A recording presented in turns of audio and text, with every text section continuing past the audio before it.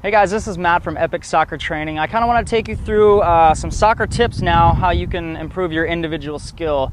Like I say in a bunch of videos, and I'm sure you'll hear, is soccer practice a lot of times doesn't teach you the individual skills that you need to make not only yourself better, but also the teammates around you better. So that's something I kind of figured out, and it's really what took me from being at this level to being way up here. So anytime somebody asks me how I did that, it's basically because of individual soccer skill. So one of the first soccer tips I want to teach you, it's basically just learning that you need the fundamentals. And again, you're going to get a lot of that in some of the other videos as well, which you can check out, but it's a lot of touches on the ball. You know, when you're in soccer practice and you're just kind of standing in line, that's really doing nothing but waste your time.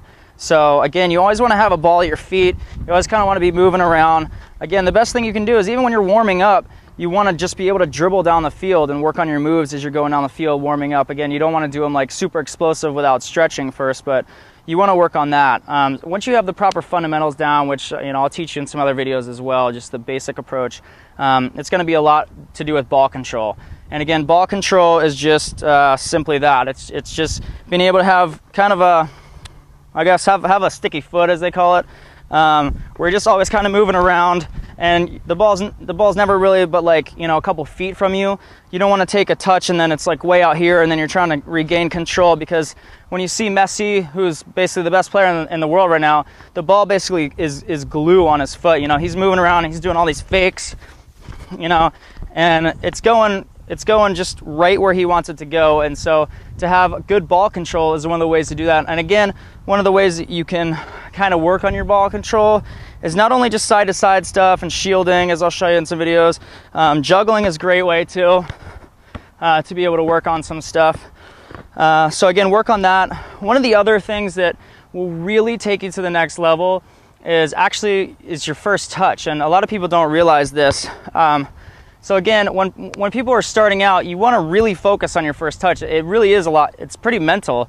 So again, if Chaz played me a ball, a lot of people take the ball and then they just kind of let it kind of go and fly off of their foot, and they're not really paying attention to where they want the ball to go.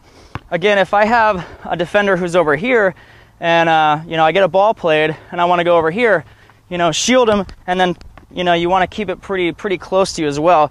So your first touch is pretty crucial. Again, you want to kind of just be able to go wherever you want.